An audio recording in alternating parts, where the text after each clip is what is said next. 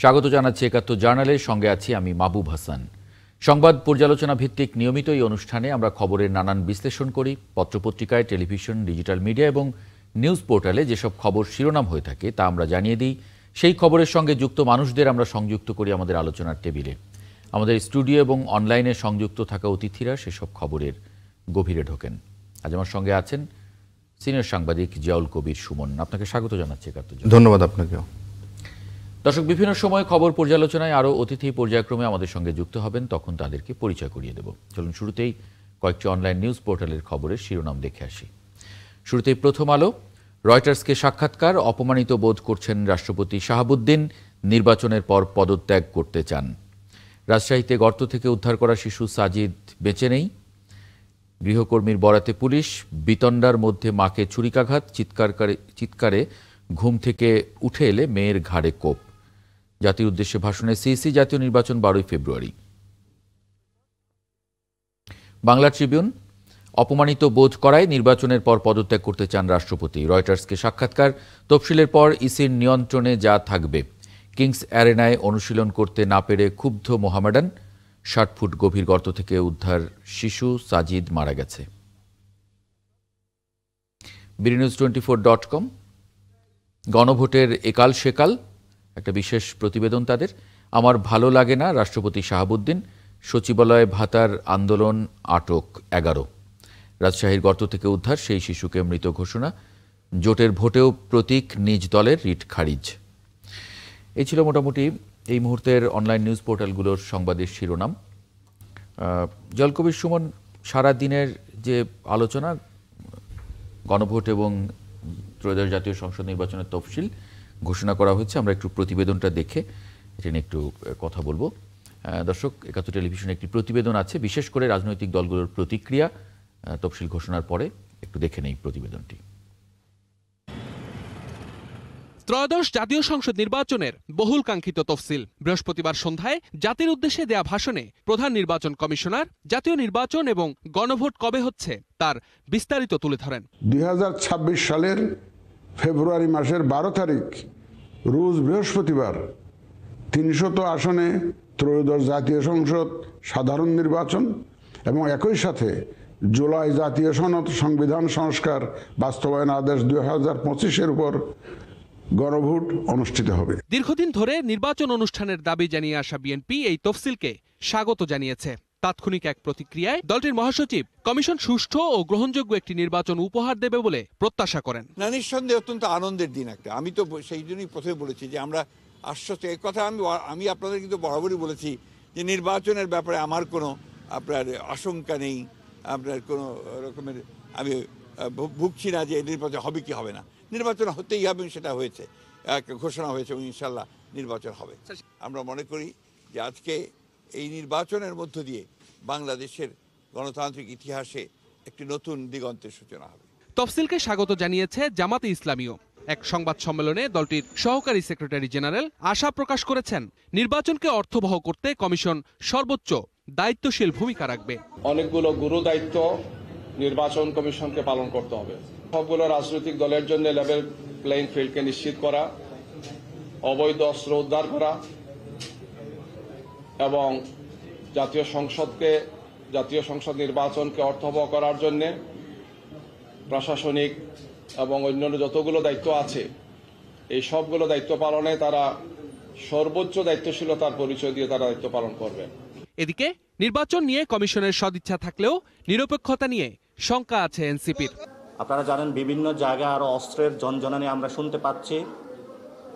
আমরা এই ইলেকশনে সুষ্ঠু নির্বাচনের জন্য পেশিশক্তি, টাকার প্রভাব, গডফাদারের যে সংস্কৃতি আমাদের অতীতে নির্বাচনে রয়েছে, সেই সংস্কৃতি কতটুকু বন্ধ করতে পারবে সেই বিষয়ে নির্বাচন কমিশনের উপরে আমাদের যথেষ্ট সন্দেহজনক অবস্থান রয়েছে।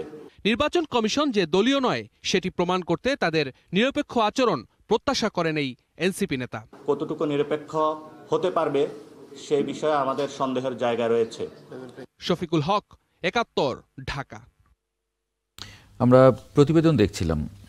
জিয়াউল কবির সুমন, রাজনৈতিক দলগুলো প্রতিক্রিয়া জানিয়েছে। মোটা দাগে প্রথম বাক্য সবাই ইতিবাচক দেখিয়েছে, কিন্তু পরের লাইনগুলোতে আমরা দেখছি যে কেউ বলছে যে নিরপেক্ষতা নিয়ে শঙ্কা, চ্যালেঞ্জের বিষয়, কেউ আইন শৃঙ্খলা চ্যালেঞ্জ। কিভাবে দেখছেন আসলে?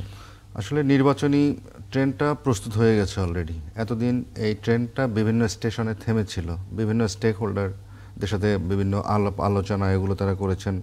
ফাইনালি প্রেসিডেন্ট, তারপরে প্রধান উপদেষ্টা, প্রধান বিচারপতি, যেসব স্টেক হোল্ডার, বিশেষ করে একটা জাতীয় নির্বাচন করতে গেলে যে বিষয়গুলো সামনে চলে আসে, সেই স্টেক হোল্ডারগুলোর সাথে তারা আলোচনা করেছেন এবং আলোচনার পর তারা এই ট্রেনটা মোটামুটি একদম রেডি, আমরা বলতে পারি যে তারা ওই ট্রেনটা এখন ছেড়ে যাবে। তো প্রথম যে চ্যালেঞ্জটা আসবে সেটা হচ্ছে এখানে 48 ঘন্টার মধ্যে বিশেষ করে যারা আগাম প্রচারণা শুরু করেছেন এগুলো সরিয়ে ফেলার জন্য এটা একটা নিয়ম, বাধ্যবাধকতা, নির্দেশ দেওয়া হয়েছে। তো সেটা একটা, তাদেরকে এগুলো সরাতে হবে। তা আপনি জানেন যে ইতিমধ্যে মোটামুটি শহর এবং সব বিভাগীয় জেলা শহরগুলোতে, যেহেতু এবারের ইলেকশনটা একটু ডিফারেন্ট হবে, যার ফলে পোস্টারও তারা ছাপাতে পারবে না। তো ইতিমধ্যে যারা আগাম পোস্টার ছেপে ফেলেছেন এবং বিভিন্ন জায়গায় এগুলো লাগিয়েছেন, তো সেগুলো এখন অপসারণ করতে হবে। এটা একটা বড় চ্যালেঞ্জ। তারপরে আপনার যেই রাজনৈতিক দলগুলো, যেটা আরও নির্বাচনী অনেক চ্যালেঞ্জে আসবে, বিশেষ করে এআইয়ের সমস্যাটা এখানে বেশি দেখা দেবে আমি যেটা মনে করি। কারণ প্রধান নির্বাচন কমিশনার তার বক্তব্য এআইটাকেই একটা গুরুত্বপূর্ণ চ্যালেঞ্জ হিসেবে দেখছেন। কারণ এখানে আপনি জানেন যে একটা গুজব ছড়াতে কিন্তু খুব বেশি কিছু লাগে না। একটা এআই তৈরি করে সেটা একটা মিস ইনফরমেশন দিয়ে সেটাকে ছেড়ে দিলেই ইলেকশনের সময় কিন্তু নানান ধরনের অঘটন ঘটে যেতে পারে, যেটা ইলেকশন, সেই পার্টিকুলার জায়গায় ইলেকশন বন্ধের একটা কারণ হতে পারে। তো এগুলো একটা চ্যালেঞ্জ হবে। তারপরে আইন শৃঙ্খলা, তারপরে কর্মকর্তা, এবং আপনি যেটা বলছিলেন যে এক এক রাজনৈতিক দল তারা ইতিবাচক বললেও তাদের আবার সেখানে সঙ্গে কিছু তারা সংশয় তারা কিন্তু জুড়ে দিয়েছেন যে নিরপেক্ষ থাকবে কিনা। আবার অন্যরা বলছেন যে যারা যেই আপনার আইন শৃঙ্খলা বাহিনী যারা সদস্য রয়েছেন তারা নিরপেক্ষ থাকবেন কিনা, ইসি কর্মকর্তারা নিরপেক্ষ থাকবে কিনা, অবৈধ অস্ত্র, এই জাতীয় অনেকগুলো চ্যালেঞ্জ এখানে আছে। এবং সেগুলোই কিন্তু তারা ঘুরে ফিরে এগুলো বলে তারা তাদের দিক থেকে যেই প্রবলেমগুলো তারা ফেস করবেন বলে মনে করছেন সেগুলো কিন্তু তারা উল্লেখ করছেন। একটু অতিথিতে যদি যুক্ত করে নেই, আজিজুল বারী হেলাল কেন্দ্রীয় বিএনপি তথ্য বিষয়ক সম্পাদক এবং খুলনা 4-এর বিএনপি দলীয় প্রার্থী, মনোনয়ন প্রাপ্ত প্রার্থী। ফরিদুল হক যুগ্ম সদস্য সচিব, জাতীয় নাগরিক পার্টি এনসিপি, এবং তিনি খুলনা 2 আসনে এনসিপির হয়ে লড়বেন। আপনাদের স্বাগত জানাচ্ছি 71 জার্নালে। শুরুতে ফরিদুল হক, আপনার কাছে একটু জানতে চাই, আপনার দলের যে তাৎক্ষণিক প্রতিক্রিয়া তফসিল ঘোষণার পরে, সেখান থেকে নাসিরউদ্দিন পাটোয়ারি বলছিলেন যে নিরপেক্ষতা নিয়ে একটা শঙ্কা আপনাদের মধ্যে আছে। কি ধরনের শঙ্কাটা করছেন এবং এই শঙ্কাটা কেন আসছে? জি, ধন্যবাদ আপনাকে। সম্মানিত সহ-আলোচকবৃন্দ এবং যারা শুনছেন তাদেরকে শুভেচ্ছা জানাচ্ছি। আজকে তফসিল ঘোষণা হলো, এটা বেশ ইতিবাচক এবং ফেব্রুয়ারিতেই নির্বাচন হচ্ছে, সবার যেটা দাবি ছিল সেই যে সেই অনুযায়ী নির্বাচন হচ্ছে, এটাও বেশ ভালো ব্যাপার।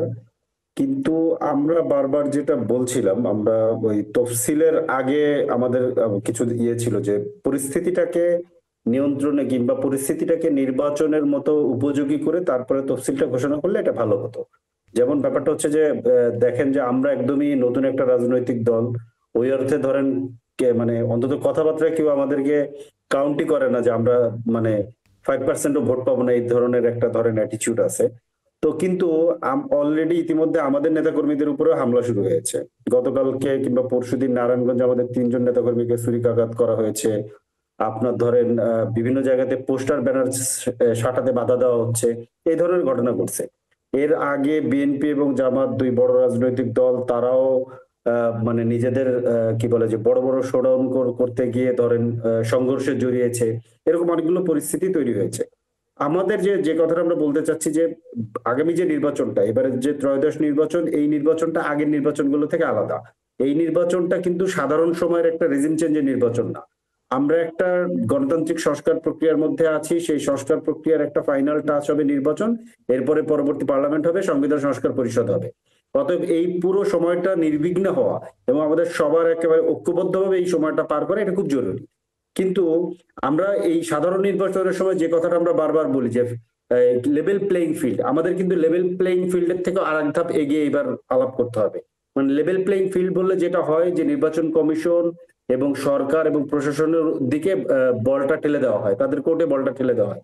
কিন্তু এইবার পরিস্থিতিটা হচ্ছে যে আমরা জানি যে পরিস্থিতির মধ্য দিয়ে ধরেন এই সরকার ক্ষমতা নিয়েছে, তারা কতটুকু চালাতে পেরেছে, নির্বাচন কমিশনের কি অবস্থা, গত 3টা নির্বাচন হয়নি, বাংলাদেশের প্রশাসনের নির্বাচন করার কোনো অভিজ্ঞতা নেই। সব মিলে রাজনৈতিক দলগুলো সহ অন্যান্য স্টেক হোল্ডাররা তারা এগিয়ে এসে সরকার যদি একটা ক্যাটালিস্টের ভূমিকা পালন করতে পারে সবচেয়ে ভালো। এখানে আসলে ফেয়ার প্লে একটা রুল সেট করতে হবে যে আমরা নির্বাচনটা আমাদের সবার জন্য খুব জরুরি, নির্বাচনটা যদি কোনো কারণে সমস্যা হয় তাহলে আমরা সবাই আসলে বিপদে পড়বো। বাংলাদেশের ন্যাশনাল ইন্টারেস্ট এখন হচ্ছে একটা ভালো নির্বাচন হওয়া, নির্বাচনে আমাদের এই গণতান্ত্রিক যে যাত্রা সেটাকে সমুন্নত রাখা এবং উচ্চে যাওয়া। তো সেই জন্য আমাদের নিজেদের একটা ফেয়ার প্লে রুল সেট করা দরকার, সেইটা হলে লেভেল প্লেইং ফিল্ড অটোমেটিক হয়ে যাবে। মানে আমরা কিন্তু আজিজুল বারী হেলাল, আপনি কি মনে করেন এই যে ফেয়ার প্লে রুল, এটা তো আসলে রাজনৈতিক দলগুলোকেই করতে হবে, কারণ রাজনৈতিক দলগুলো যদি ফেয়ার প্লে না করে তাহলে আসলে আপনি যাকে দিয়েই নির্বাচন করান সেই নির্বাচন কখনোই সুষ্ঠু হবে না। যদি প্লেয়াররা ফাউল খেলে সেখানে তো রেফারির কি করার থাকে, আসলে খুব বেশি কিছু করার থাকে না। জি ধন্যবাদ।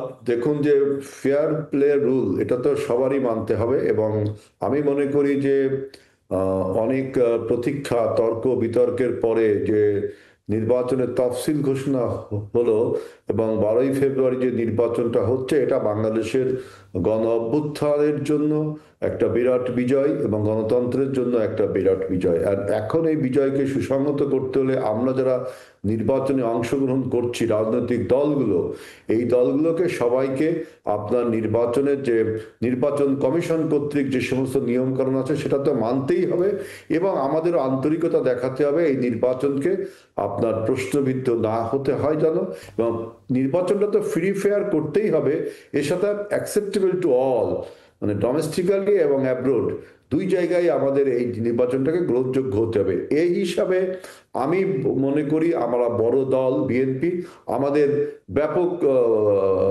ভূমিকা পালন করতে হবে। যে নির্বাচনে যদি বিএনপির কোনো একটা কেন্দ্রে দেখা যাচ্ছে যে বিএনপির ভোটের সংখ্যা 10,000, সেখানে অন্য একটি প্রার্থীর ভোটের সংখ্যা 1,000, আমাদের নিশ্চয়তা দিতে হবে এবং সেই ব্যবস্থা করতে হবে যাতে এই 10,000 ভোটের প্রাবল্যে 1,000 লোক যেন ভোট দিতে পারে এবং তারা তাদের পছন্দের ব্যক্তিকে ভোট দিতে পারে। এবং এইটা যদি নিশ্চিত করতে পারি তাহলে সবচেয়ে বেশি লাভবান হবে কিন্তু বিএনপি, কারণ বিএনপি বাংলাদেশের বড় দল এবং এই নির্বাচনে এই গণ অভ্যুত্থানের চেতনাকে ধারণ করে যদি গণ অভ্যুত্থানকে আমাকে সার্থক করতে হয় তাহলে বিএনপিকেই সবচেয়ে বেশি ভূমিকা পালন করতে হবে। যে আমরা এবং আমরা সেইভাবে কাজ করছি কিন্তু যে সবাই মিলে আপনার সুষ্ঠুভাবে নির্বাচনটা করতে পারি, কারণ নির্বাচন যখনই গ্রহণযোগ্য হবে, যখনই সুষ্ঠু এবং আপনার অ্যাকসেপ্টেবল হবে, তখন কিন্তু বিএনপিরই লাভ, অর্থাৎ বাংলাদেশেরই লাভ। সুতরাং মানে শুধু বিএনপির না, সব দলেরই লাভ, কারণ একটা ভালো নির্বাচনে জিতে আসা সেটা মানে মানুষের কাছে সেটার অ্যাকসেপ্টেন্স অনেক বাড়ে। আমার আরেকটি প্রশ্ন থাকবে আপনাদের সবার কাছে, বিশেষ করে যে জাতীয় নির্বাচনের সঙ্গে সঙ্গে আরেকটা গুরুত্বপূর্ণ নির্বাচন হচ্ছে গণভোট। আমরা দেখছি যে বিভিন্ন জায়গায় জাতীয় নির্বাচনের নানান প্রচারণা, এরই মধ্যে পোস্টার, এমনকি শোডাউন, কারা কোথায়, গণমাধ্যমগুলোও সেদিকে ঝুঁকেছে, কে কোথায় নির্বাচন করছে, কার সঙ্গে কার জোট হচ্ছে ইত্যাদি। খুব স্বাভাবিক সেদিকেই যাবে, কিন্তু তার পাশাপাশি গণভোটের সেই প্রচারণাটা একটু আড়ালে পড়ে যাচ্ছে কিনা। এই পর্যায়ে দেখে নেব একাত্তর টেলিভিশনের সর্বশেষ সংবাদ শিরোনাম। ত্রয়োদশ জাতীয় সংসদ নির্বাচন এবং গণভোটের তফসিল ঘোষণা। 12ই ফেব্রুয়ারি ভোট, 22 জানুয়ারি থেকে 10 ফেব্রুয়ারি পর্যন্ত প্রচার। তফসিল ঘোষণার মধ্য দিয়ে নতুন অধ্যায়ে প্রবেশ করল বাংলাদেশ, বললেন মির্জা ফখরুল। স্বাগত জানালো অন্য রাজনৈতিক দলগুলো। 3 উপদেষ্টাকে আসিফ ও মাহফুজের দপ্তর বন্টন, তথ্যে রিজওয়ানা, যুব ও ক্রীড়া আসিফ নজরুল এবং স্থানীয় সরকার পেলেন আদিলুর। সামনের নির্বাচন সহজ নয়, এখনই সতর্ক না হলে দেশের অস্তিত্ব ও সার্বভৌমত্ব হুমকিতে পড়বে, মন্তব্য তারেক রহমানের।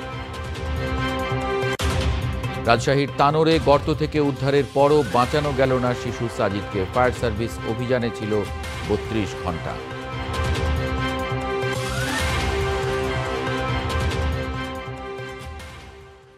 এবারে দেখে নেব দেশের অন্যান্য সংবাদভিত্তিক টেলিভিশনগুলো কি শিরোনাম করেছে আজকে।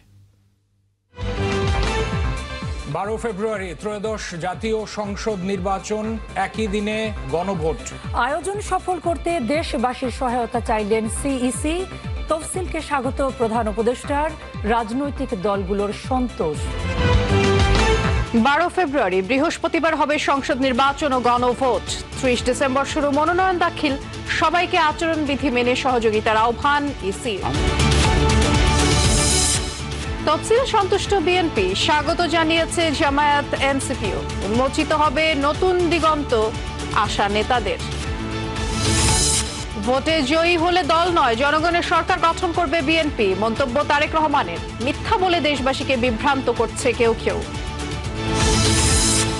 আসিফ মাহফুজকে উপদেষ্টা পরিষদের আনুষ্ঠানিক বিদায়। ছেড়ে যাওয়া মন্ত্রণালয়গুলোর দায়িত্ব পুনর্বন্টন করবেন ডক্টর মোহাম্মদ ইউনূস।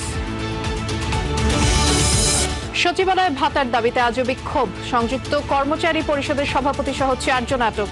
সর্বাত্মক আন্দোলনের ঘোষণা। শুরু হলো সুপ্রিম কোর্ট সচিবালয়ের পথ চলা। ভোটের আগে পঞ্চদশ সংশোধনী নিয়ে প্রশ্নবিদ্ধ রায় দিতে চান না আপিল বিভাগ। জাতীয় সংসদ নির্বাচনের ভোট 12 ফেব্রুয়ারি, একই দিনে হবে গণভোট। 29 ডিসেম্বরের মধ্যে মনোনয়নপত্র দাখিল, প্রচারণা শুরু 22 জানুয়ারি। নির্বাচনের তফসিলকে স্বাগত জানালো রাজনৈতিক দলগুলো। সুষ্ঠু ভোটের মধ্য দিয়ে গণতান্ত্রিক উত্তরণের আশা নেতাদের। আগামী নির্বাচন সহজ হবে না বললেন তারেক রহমান। বিএনপি সতর্ক না হলে গণতন্ত্র হুমকিতে পড়ার শঙ্কা। নতুন ফ্যাসিবাদ কায়েমের চেষ্টা দেখছে মির্জা ফখরুল।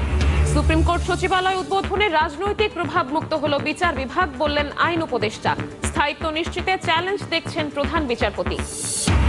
দাবি আদায়ে এবার যাত্রী সেবা বন্ধ করতে যাচ্ছেন মেট্রো রেলের কর্মকর্তা কর্মচারীরা। কাল সর্বাত্মক কর্মবিরতির ডাক, সিদ্ধান্ত থেকে সরে আসার আহ্বান কর্তৃপক্ষের। 42 ফুট গর্ত করেও মেলেনি শিশু সাজিদের সন্ধান। এখনো আটকা গভীর নলকূপের পাইপে। উদ্ধারে ফায়ার সার্ভিস ও সেনাবাহিনী। সন্তানের অপেক্ষায় মা বাবা। আমরা শিরোনামগুলো দেখে নিলাম। দেশের সংবাদভিত্তিক টেলিভিশনগুলো বেশিরভাগই একই ধরনের শিরোনাম করেছে। আমরা আরও দুজন অতিথিকে যদি একটু যুক্ত করে নিই। ব্যারিস্টার ডক্টর নাজিব মোমেন, আইনজীবী, সুপ্রিম কোর্ট এবং পাবনা 1 আসনে জামায়াতে ইসলামীর মনোনীত প্রার্থী। রাশেদ খান, সাধারণ সম্পাদক, গণ অধিকার পরিষদ, ঝিনাইদহ 2 আসনের গণ অধিকার পরিষদের প্রার্থী। আপনাদের স্বাগত জানাচ্ছি 71 জানালে। বাকি দুজন অতিথি তো আমার পুরনো আছে, আগে তাদেরকে যুক্ত করে নিয়েছি। রাশেদ খান, আমরা যেটি নিয়ে আলোচনা করছিলাম মূলত জাতীয় নির্বাচনের তফসিল ঘোষণা এবং বিশেষ করে গণভোট। বিরতির আগে আমরা এই প্রশ্নটি রেখে গিয়েছিলাম, আপনাকে দিয়ে যদি একটু শুরু করি। আমরা দেখছি যে প্রার্থীরা, বিভিন্ন দলগুলো প্রার্থীর মনোনয়ন দেয়া থেকে শুরু করে নানান জায়গায় তাদের প্রচারণা শুরু করেছেন। অনেক জায়গায় ব্যানার, ফেস্টুন ভোটারদের কাছে যাচ্ছেন, নিজের অবস্থান বোঝানোর চেষ্টা করছেন দলের ভেতরে, এমনকি সাধারণ মানুষের মধ্যেও। কিন্তু সঙ্গে আরেকটা গুরুত্বপূর্ণ নির্বাচন গণভোট। এই গণভোটের বিষয়ে আমরা খুব বেশি প্রচারণা দেখছি না। সেই জায়গা থেকে আসলে আপনি কি দেখেন? ধন্যবাদ সবাইকে, শুভেচ্ছা। আমি ঝিনাইদহ 2 আসন থেকে নির্বাচন করার জন্য প্রস্তুতি গ্রহণ করছি। এই লক্ষ্যে এলাকায় সমাবেশ করছি, গণসংযোগ করছি, মানুষের কাছে যাচ্ছি। আমার কাছে যেটি মনে হচ্ছে, দেখেন, সরকার কিন্তু নির্বাচনের পরিবেশ তৈরি করার জন্য শুরু থেকেই মনোযোগ দিতে পারত, কিন্তু সরকার সেদিকে আসলে মনোযোগ দেয়নি। যে কারণে আমার কাছে সবসময় মনে হয়েছে যে রাজনৈতিক সংস্কৃতির কোনো পরিবর্তন হয়নি এবং নির্বাচনী পরিবেশ তৈরি করার দিকে সরকার মনোনিবেশ করেনি। আজকে তফসিল ঘোষণা করা হয়েছে এবং সেই তফসিলকে আমরা সবাই স্বাগত জানিয়েছি। কিন্তু অন্তর্বর্তীকালীন সরকার কিন্তু জাতির কাছে যে কমিটমেন্ট রেখেছিল সেটি হলো ইতিহাসের সেরা নির্বাচন। এখন ইতিহাসের সেরা নির্বাচন করতে হলে এই নির্বাচন কমিশনকে ইতিহাসের সেরা নির্বাচনী পরিবেশ তৈরি করতে হবে। কিন্তু সেদিকে আসলে সরকার বা নির্বাচন কমিশন কতটুকু আসলে মনোনিবেশ করতে পারবে সেটি নিয়ে আসলে সন্দেহ, সংশয় রয়েছে। নির্দিষ্ট করে বলেন, মানে কোন জায়গায় আপনি আসলে কমতি দেখেন, মানে কোথায় নির্বাচন কমিশনের ঘাটতি আছে? না, নির্বাচন কমিশনে যারা আছে তাদের উপর আমাদের আস্থার জায়গাটা রয়েছে, কিন্তু তারা তো সবেমাত্র দায়িত্ব পেল, মানে নির্বাচনী পরিবেশ তৈরি করার জন্য যে ধরনের দায়িত্ব, সেটা তারা তফসিল ঘোষণার পরে সমস্ত প্রশাসন তাদের অধীনে চলে যাবে এবং সরকার তাদেরকে সহযোগিতা করবে। তবে সব থেকে বড় যে সংকট সেটি হলো যে আসলে আমাদের দলগুলোর মধ্যে, প্রার্থীদের মধ্যে আমরা লক্ষ্য করছি যে সাংঘর্ষিক অবস্থা আছে এবং আমাদের বক্তব্য, বিবৃতি সেটাও কিন্তু এক ধরনের ঘৃণামূলক। মনে হচ্ছে যে আমরা কেউ আসলে গণঅভ্যুত্থানের শক্তি না, আমরা সবাই আসলে শত্রু এবং আমরা একসাথে যে লড়াই করেছি সেটি আমরা ভুলে গিয়েছি। তাহলে তো এটি তো রাজনৈতিক দলগুলোর সমস্যা, মানে এখানে সরকারের কি করার আছে? না, সরকারের তো অনেক কিছু করার ছিল, কারণ এই সরকার তো আসলে আমাদের সবার সরকার, এই সরকার আমাদের অভিভাবক ছিল, কিন্তু সরকার তো ওইভাবে রাজনৈতিক দলগুলোর সাথে বসে নিয়ে আলোচনা করেনি। হ্যাঁ, ঐক্যমত কমিশনে আলোচনা হয়েছে, সেখানে শুধুমাত্র সংবিধান সংস্কার নিয়ে আলোচনা হয়েছে। কিন্তু আপনি নিশ্চয়ই জানেন যে অতীতেও কিন্তু 90-এর পরে যখন 91-তে নির্বাচন হলো তখনও কিন্তু এই ধরনের বিভিন্ন রূপরেখা ছিল, সেটা তো পরবর্তীতে আসলে বাস্তবায়ন হয়নি। তো এইবার কিভাবে আসলে বাস্তবায়িত হবে সেটি নিয়ে কিন্তু সন্দেহ সংশয় আছে। বিশেষ করে আপনি যে গণভোটের কথা বলছেন, দেখেন গণভোট নিয়ে আসলে কোনো প্রচারণা আছে? সরকার বলছিল 3 মাস গণভোটের উপরে বা সংস্কারের উপরে মানুষকে প্রশিক্ষণ দিবে, মানুষকে বোঝাবে। কিন্তু আমি যখন ঝিনাইদহ 2 আসনে আমি গণসংযোগ করতে গিয়েছি, বিশ্বাস করবেন কি করবেন না আমি জানি না, বাট যেটা সত্য আমাকে বলতে হবে। না, কিন্তু এটা তো আপনাদের এজেন্ডা, মানে এটা নিয়ে, এটা তো রাজনৈতিক দলগুলোর এজেন্ডা, রাজনৈতিক দলগুলোর এজেন্ডা। অবশ্যই রাজনৈতিক দলগুলোর এজেন্ডা ঠিক আছে, কিন্তু এই গণভোট যেহেতু একই দিনে হবে এবং একই সাথে জাতীয় নির্বাচন হবে, সরকারের দায়িত্ব ছিল সংস্কারের বিষয়গুলো নিয়ে মানুষের কাছে যাওয়া, মানুষকে বোঝানো, মানুষকে প্রশিক্ষণ দেওয়া।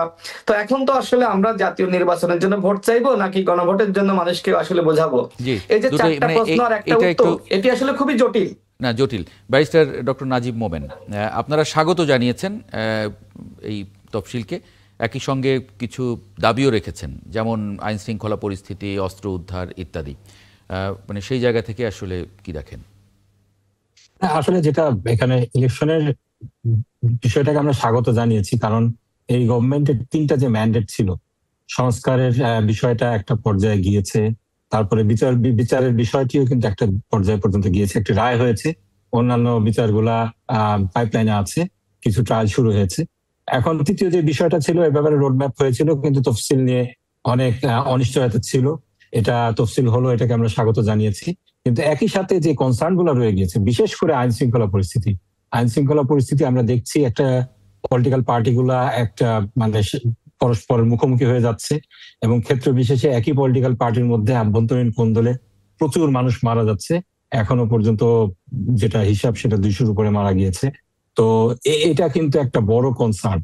মানুষের মধ্যে যদি আপনি আস্থা তৈরি করতে না পারেন যে ভোট কেন্দ্রে সে নির্বিঘ্নে যেতে পারবে, নিরাপত্তার সাথে যেতে পারবে, তাহলে কিন্তু আপনি শতাব্দীর সেরা, ইতিহাসের সেরা ইলেকশন করতে চাচ্ছেন, এটা কিভাবে করবেন? ভোটাররা যদি ভোট দিতে না দেয় সেটা তো হবে না। তারপরে দ্বিতীয় যে কোশ্চেনটা আপনি করেছেন এবং রাশেদও সেটা এখানে অ্যাড করেছে, যেটা যে গণভোটের বিষয়টা একই দিনে হওয়া, এবং এখানে যেহেতু প্রার্থীরা তাদের নিজেদের জাতীয় সংসদ যে নির্বাচনে তারা নমিনি হয়েছেন, বিভিন্ন পার্টি থেকে প্রার্থী হয়েছেন, নিজেদের পক্ষে প্রচারণা করবে, সেক্ষেত্রে আপনার গণভোটের পক্ষে কে প্রচারণা করবে? এটা কিন্তু আমরা প্রথম থেকেই বলে এসেছি, একসাথে একই দিনে করা, এটা যদি হয় তাহলে গণভোটের ইস্যুটা কিন্তু মাঠে মারা যাবে। লিটারালি এটা কিন্তু গিয়েছে মাঠে। কিন্তু আপনি যদি আপনার আসনে যে ভোটারের কাছে ভোট চাইছেন সেখানে যদি আপনি গণভোটের ভোটটাও চান, তাহলে তো হয়ে যায়। আমি তো চাইলাম, কিন্তু এটা প্র্যাকটিক্যালিটি কতটুকু সেটা দেখেন। আমাকে তো আমার ব্যাপারেও আমার যে নিজের বিষয়টা রয়েছে সেটা দিয়ে আনতে হবে। তারপরে আপনার ভোটের মাঠে যখন 2টা প্রার্থী মুখোমুখি অবস্থানে থাকে, প্রচারণা তুঙ্গে ওঠে, সেখানে অন্য কিছু এখানে বিবেচনায় আনার তো কতটুকু সুযোগ আছে এটা তো দেখতে হবে আপনাকে, প্র্যাকটিক্যালিটিটা দেখতে হবে সেটা। এবং তার উপরে যেটা আপনার এই যে গণভোটের বিষয়টা, এটা একটু কমপ্লেক্স ইস্যু। এবার এই আপনার 91 সালে আমাদের যে লাস্ট গণভোটটা হয়েছে সেটা সিম্পল ইস্যু ছিল। নিশ্চয়ই এটার কোনো উপায় আজিজুল বাড়ি হেলাল, কোনো মানে এই প্রসঙ্গে আসলে গণভোটটা আসলে এখন ভোটারের ইস্যু হয়ে গেছে। ভোটারের প্রার্থীরা তো নিজেদের ভোটেই চাইবেন প্রাথমিকভাবে, এরপরে তারা সেটা পরে গণভোট নিয়ে কথা বলতে পারেন। মানে গণভোটটা সেকেন্ডারি ইস্যু হয়ে গেছে। হেলাল ভাই, যে আমার বক্তব্য হলো যে আমরা যারা প্রার্থী হয়েছি, আমরা আমাদের দলের পক্ষে বা নিজের পক্ষে যেভাবে ভোট চাইছি, গণভোটের বিষয়ে আমাদের বক্তব্য রাখা উচিত এবং আমরা আমি ব্যক্তিগতভাবে রাখছি যে যেহেতু গণভোটে হা প্রস্তাবের পক্ষে গণ অভ্যুত্থানের শক্তিগুলো ঐক্যমত হয়েছে, সুতরাং আমরা যদি আমাদের বক্তৃতায়, আমাদের বিবৃতিতে, আমরা যখন গণসংযোগ যাই, তখন যদি আমরা বলতে পারি যে গণভোটের পক্ষে 2-4 লাইন কথা বলতে পারি। সরকারের উচিত ছিল যে এই ব্যাপারে একটা ক্যাম্পেইন চালানো, সরকার সেটা চালায়নি। কিন্তু আমরা যারা গণ অভ্যুত্থানের শক্তি, আমরা যারা প্রার্থী হয়েছি, আমরা কিন্তু এই কাজটা করতে পারি। যেহেতু 2টো ব্যালট দেওয়া হবে, ভোটারদের বললেই হচ্ছে 2টো ব্যালট, একটা হলো আপনার পার্লামেন্টারির জন্য, নির্বাচনের জন্য কাকে আপনি নির্বাচিত করছেন, আরেকটি হলো আপনি সংস্কারের বিষয়ে যে সংস্কার করতে হবে এই ব্যাপারে হা এবং না। সংস্কার করতে হবে এই ব্যাপারে জনগণ সবাই ঐক্যবদ্ধ এবং রাজনৈতিক দলও ঐক্যবদ্ধ। সুতরাং আমাদের বক্তৃতায়, বিবৃতিতে এটা বললে কিন্তু গণভোটের ইস্যুটা পরিষ্কার হয়ে যায়। তবে সরকার থেকে ক্যাম্পেইন চালানোটা খুবই প্রয়োজন। না, এটা সরকার তো বলেছে এটা সরকার চালাবে। আমরা আরেকটু অপেক্ষা করে দেখি। ফরিদুল হক। জি, আমরা যে আলোচনায় আছি, এটা আপনি আসলে গণভোটের ব্যাপারটা যেটা, সেটা হচ্ছে যে আমরা একদম মানে কি বলে যে বেশ আগে থেকে এই বিষয়ে আমাদের প্রস্তুতি আছে কিংবা ছিল। আমরা যে কারণে ধরেন ওই ধরনের কোনো জোটে যাওয়ার ব্যাপারে আমাদের মধ্যে প্রবল আপত্তি ছিল, এবং আমরা নির্বাচনী কার্যক্রম যে পরে শুরু করা আমাদের মানে সংসদ নির্বাচনী কার্যক্রম, সেটাও কিন্তু একটা কারণ হচ্ছে জুলাই চার্টার ঠিক হওয়া, জুলাই চার্টারের মধ্য দিয়ে আমরা প্রপার ওয়েতে মানে জুলাই চার্টারকে বাস্তবায়ন করতে পারতেছি কিনা সেটার পেছনে ধরেন লেগে থাকা। মানে আমরা তো আসলে এই সংস্কার প্রক্রিয়া, পুরো সংস্কার এবং বিচার প্রক্রিয়ায় এনসিপি একটা ভ্যানগার্ডের ভূমিকা পালন করেছে এবং সামনেও করবে, এটা আমাদের জায়গা। তো সেই জায়গাতে আমরা যেটা পরিষ্কারভাবে আমরা অলরেডি ঘোষণা দিয়েছি, আমাদের আহ্বায়ক গতকালকে ঘোষণা দিয়েছেন যে আমরা গণভোটের পক্ষেই প্রধানত এবং সংস্কারের পক্ষেই প্রধানত আমরা প্রচারণা চালাবো। অন্য দলগুলো কিংবা সরকার কি করবে না করবে সেগুলো নিয়ে আমরা মানে এত ভাবছি না, আমরা এটার পক্ষেই চালাবো। মানে এটা কি প্রার্থী যিনি থাকবেন তিনি চালাবেন, নাকি তার টিম চালাবে, নাকি দলীয়ভাবে আলাদা টিম থাকবে? দলীয়ভাবে এবং প্রার্থী দলীয়ভাবে এবং প্রার্থী বোধ হয়ে আমরা গণভোটের পক্ষেই প্রচারণ। ধরেন আমরা প্রত্যেকটা জায়গাতে যে ভোটারদেরকে, এটাই আমি নিজে একজন প্রার্থী, আমি প্রত্যেকটা জায়গাতে যে ভোটারদেরকে এটা বলবো যে ভাই আপনি শাপলাকলিতে ভোট দেন বা না দেন, আপনি অবশ্যই গণভোটে হা ভোট দিবেন এবং ভোট কেন্দ্রে যাবেন। আমাদেরকে ভোট কেন্দ্রে গিয়ে এই যে জুলাই সনদ এটা বাস্তবায়ন করে আমাদেরকে পরবর্তী গণতান্ত্রিক বাংলাদেশে ঢুকতে আপনাদের সহযোগিতা প্রয়োজন, আপনাদের অংশগ্রহণ প্রয়োজন। সো এইটা আমাদের জন্য প্রধান জায়গা। এইভাবে আমরা আসলে আমাদের ক্যাম্পেইনটা সাজাবো, এটাই আমাদের পরিকল্পনা। এবং এতে করে আমরা মনে করি যে আমরা এখনো খুবই দারুণভাবে আশাবাদী। আমি মনে করি যে 60 থেকে 70% মানে ভোট কাস্ট হবে গণভোটে, এবং এর একেবারে আমি আশা করি যে 99%ই আপনার ধরেন হা ভোট হবে, এটা আমি খুবই আশাবাদী আর কি। না, প্রথমত এখন যেহেতু ট্রেন্ডটা ছেড়ে গেছে, এখন প্রার্থীরা শুরুতে তারা যে প্রচারণাটা করবেন এটা কিন্তু নিজের জন্য করবেন। এরপরে গিয়ে তারা যদি অ্যাডিশনাল সময় পান, সেটা দলগতভাবে হোক ব্যক্তিগতভাবে হোক, ওনাদের বক্তব্যও সেটা এসেছে। এবং সরকারিভাবে যদি টেলিভিশন বা যে প্রাইভেট টেলিভিশন চ্যানেলগুলোকেও যদি দায়িত্ব দেওয়া হয় বা তাদেরকেও যদি নির্দিষ্ট ফিলার টিলার এগুলো দিয়ে জনগণকে অ্যাওয়ার করা হয়, তাহলে হয়তো গণভোটের বিষয়টা আরেকটু গুরুত্ব পাবে আমি মনে করি আর কি। জি, আমরা যদি আরেকটি খবরে একটু নজর দিই, যে আচরণবিধি আগামীকাল থেকে প্রতিটি উপজেলায় অন্তত 2 জন নির্বাহী ম্যাজিস্ট্রেট নিয়োগের সিদ্ধান্ত হয়েছে। আচরণবিধি এর মধ্যেই আমরা দেখছি যে তফসিল ঘোষণার আগে অনেকে ভোট চাইছেন, কারণ যেহেতু এবার একটু আগে প্রার্থীতা ঘোষণা করেছে দলগুলো। এটা তো আসলে আচরণবিধির লঙ্ঘন কিনা সুমন ভাই? কারণ আমরা তো জানি যে 22 তারিখ থেকে প্রচারণা চালাতে হবে। আগে যে প্রচারণা চালিয়ে ফেললেন অনেকে, আগাম চালাতে পারে বোধহয়, কিন্তু এখন তফসিল ঘোষণার পরে এখন আর পারবেন না। এখন ওই যে ফাইনাল যে আপনার প্রতীক বরাদ্দ হবে 22 তারিখে, এরপর থেকে পারবেন, 18 দিন পাবেন ওনারা। জি, রাশেদ খান, এখন যারা এই যে প্রচারণা চালিয়ে যাচ্ছেন বা চালাচ্ছেন বিভিন্ন জায়গায়, কারণ সবাই কোথায় কে মানে এখন কিন্তু ওনারা একটা ফরম্যাটে ঢুকে গেছেন, হ্যাঁ, নিয়ম শৃঙ্খলার মধ্যে। মানে এখন প্রার্থীরও শৃঙ্খলার বিষয় দেখবেন, ইলেকশন কমিশন দলগতভাবে দেখবেন, তারপর আদার্স সবকিছু কিন্তু তারা কিন্তু মনিটরিং করবেন। তো এখন একটা শৃঙ্খলার মধ্যে চলে আসছে বলে আমি মনে করি। জি, রাশিদ খান। জি, আমি যেটি বলবো, দেখেন, যদি কেউ আসলে নির্বাচনী প্রচারণার যে নিয়ম নীতি রয়েছে সেটি ভায়োলেট না করে, সেক্ষেত্রে আগে থেকে তো আমাদের ধারাবাহিক কর্মসূচি, গণসংযোগ করা, মানুষের কাছে যাওয়া বা পথসভা করা, মানুষকে সাথে নিয়ে এই যে সংস্কারের আলাপগুলো করা, এগুলোতে অন্যায় তো কিছু নাই।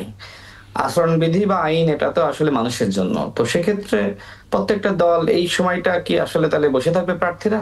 তাদের কোনো কাজ করতে হবে না? নির্বাচনী ব্যাপার স্যাপার তো বিশাল একটি যজ্ঞের ব্যাপার। তো আমার কাছে মনে হয় যে আমরা যে কাজগুলো ধারাবাহিকভাবে করছিলাম, মানুষের কাছে যাওয়া, মানুষের সাথে কথা বলা, প্রোগ্রাম করা, মিছিল করা, এগুলো তো আমরা করতেই পারি। যেমন আজকে তফসিল ঘোষণার পরে আনন্দ মিছিল করলো, তো আমরা তো তফসিল ঘোষণার পরে আমরাও তো আনন্দ সমাবেশ করতে পারি। আমরা নির্বাচনী আমেজ তৈরি করার জন্য আমরাও তো মিছিল করতে পারি, তাই না? এটা তো আসলে নির্বাচনের আচরণবিধি লঙ্ঘন করবে না। প্লাস এই যে গণভোটের ব্যাপারে মানুষকে সচেতন করা, মানুষের কাছে যাওয়া, মানুষকে বোঝানো, এই কাজগুলো করা যায়। তবে আমার কাছে যেটি মনে হয় যে এখন আসলে আমাদের সবার দায়িত্ব নির্বাচন, মানে এটা কি ভোট চাওয়া যায়? মানে এখন মানে এই যে যে নির্বাচনে যে আচরণবিধিতে যে সময় বেঁধে দেওয়া হয়েছে আজকে তফসিলের পরে, এখন কি ভোট চাওয়া যাবে? ভোট কেন চাওয়া যাবে না? মানে প্রত্যেকটা না, কিন্তু ব্যারিস্টার নাজিব মোমেন বলছেন যে না, চাওয়া যাবে না। এটা তো সুস্পষ্ট বলা হয়েছে 3 সপ্তাহ আগে এবং 3 দিন আগে সম্ভবত ওই সময়ের মধ্যে আপনি চাইতে পারবেন না। তফসিল ঘোষণার পরের থেকে আপনি কিংবা আপনার পক্ষে কেউ ভোট চাইতে পারবে না। এটা আসলে মানে কতটুকু প্র্যাকটিক্যাল এটা দেখতে হবে। যে আপনি গতকাল পর্যন্ত আপনার পোস্টার ছিল, গতকাল পর্যন্ত আপনার ফেস্টুন ছিল, শুধু এটা যে আমি লাগিয়েছি কিংবা আমার দলের লোক লাগিয়েছেন সেটা না, সাধারণ জনগণ অনেক ক্ষেত্রে অনেকে ব্যক্তিগত উদ্যোগে লাগিয়েছেন। এখন আমি এবং আমার পার্টি যেটা লাগাইছে আমি সেগুলো রিমুভ করে ফেললাম, কিন্তু সাধারণ জনগণ কোথায় কোন জায়গায় অস্পারাগায় লাগিয়ে রেখেছে এটা আমি কিভাবে রিমুভ করব?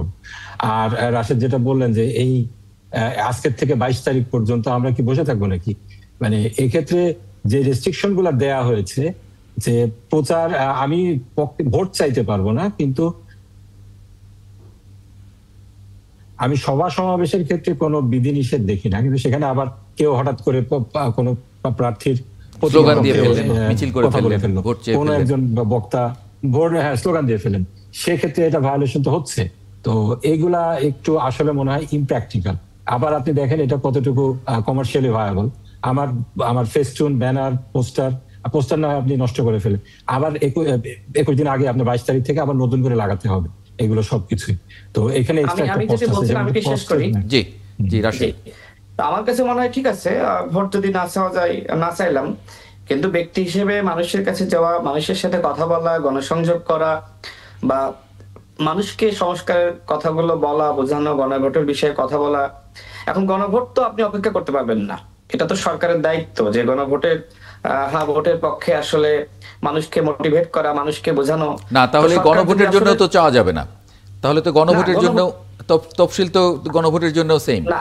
তফসিল তো গণভোটের জন্য সেম বলে আমার কাছে মনে হয় না। গণভোট এটা রাষ্ট্রীয় ব্যাপার, সরকারের ব্যাপার, এটা আমাদের সবার দায়িত্ব, দলগুলোর দায়িত্ব। গণভোটটা যদি হেরে যায় তাহলে তো এই গণঅভ্যুত্থান হেরে যাবে। সুতরাং এই গণভোটের ব্যাপারে, তবে এখানে সমস্যাটা সরকার সৃষ্টি করেছে, যেমন 4টা প্রশ্ন 1টা উত্তর, এবং আমরা ঐক্যমত কমিশনে যখন বৈঠক করেছি আমরা কতটুকু আসলে ঐক্যমতে পৌঁছেছি, কতটুকু পৌঁছায়নি। তো সরকার আসলে আমি দেখলাম এই 4টা প্রশ্নের মধ্যে আপনার এমন ভাবে তারা প্রশ্নগুলো তৈরি করেছে যেটা আসলে বিএনপি কেও কাভার করে, জামাতকেও কাভার করে, আমাদেরকেও কাভার করে। অর্থাৎ সরকার কাউকে নাখোশ করে নাই, ক্ষমতায় গিয়ে যে যার মতন করে যতটুকু ঐক্যমতে এসেছে সে তার মতন করে অতটুকু বাস্তবায়ন করলে যথেষ্ট। যেটা 4 নম্বরে যেটা বলছে যে রাজনৈতিক ঐক্যমতের ভিত্তিতে সংস্কার। তো আমার কাছে মনে হয় যেটি হোক না কেন, তারপরেও এই গণভোটের পক্ষে আমাদের অবশ্যই কথা বলতে হবে। তো এটার জন্য অপেক্ষা করতে হবে বলে আমার কাছে মনে হয় না। জাতীয় নির্বাচনে আমাদের যে ভোট, প্রার্থীর যে ভোট, সেটার ক্ষেত্রে বিধিনিষেধ থাকতে পারে, কিন্তু মানুষের কাছে যাওয়া, আপনার বিরুদ্ধে কথা বলা, মানুষকে সচেতন করা এবং নির্বাচনী পরিবেশটা যাতে তৈরি হয় সেজন্য সবাই যাতে সবার জায়গা থেকে এগিয়ে আসে। দেখেন, নির্বাচন তো নির্বাচন কমিশন একা করবে না।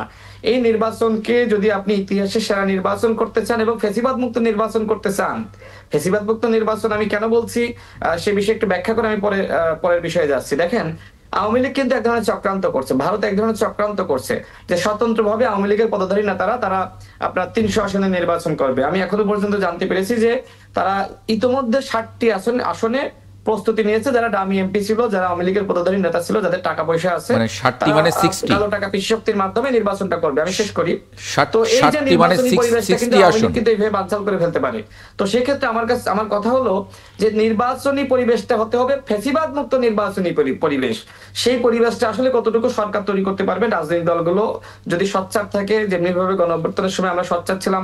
আমি প্রধান নির্বাচন কমিশনের সাথে বৈঠক করেছিলাম, আমি তাকে বলেছি যে এই যে স্বতন্ত্র লীগ রূপে আওয়ামী লীগ ফিরে আসার চেষ্টা করছে ভারতীয় নির্দেশনায়, তো যদি 300 আসনে স্বতন্ত্র লীগ বা আওয়ামী লীগের পদধারী নেতারা দাঁড়িয়ে যায়, সেক্ষেত্রে আপনি কি করবেন? এই যে ছাত্রলীগ, যুবলীগ, আওয়ামী লীগ যারা পালিয়ে রয়েছে, এরা তো তখন কিন্তু ওই যে নির্বাচনের আচরণ বিধির দোহাই দিয়ে এরা কিন্তু সবাই ফিরে আসবে, তখন তো নির্বাচন বানচাল হয়ে যাবে।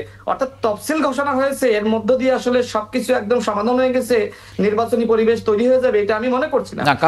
কারোর যদি কোনো মামলা না থাকে, সেই কাজগুলো করতে হবে। আমি বলি কারোর যদি কোনো মামলা না থাকে, আইনে যদি আপনি তাকে আটকাতে না পারেন, তাহলে সে নির্বাচনে দাঁড়ালে আপনি ঠেকাবেন কি করে? না, যেহেতু আওয়ামী লীগ তাদের সাংগঠনিক কার্যক্রম নিষিদ্ধ, সুতরাং এই সাংগঠনিক কার্যক্রম নিষিদ্ধ আওয়ামী লীগের কোন নেতা সে যদি পদত্যাগ করে ফেলে, আগে আওয়ামী লীগ অংশ নেওয়ার সে যদি পদত্যাগ করে ফেলে, তার যদি আর আওয়ামী লীগের কোনো দেখেন পদত্যাগ কার কাছে করবে? পদত্যাগ তো গৃহীত হইতে হবে, তাই না?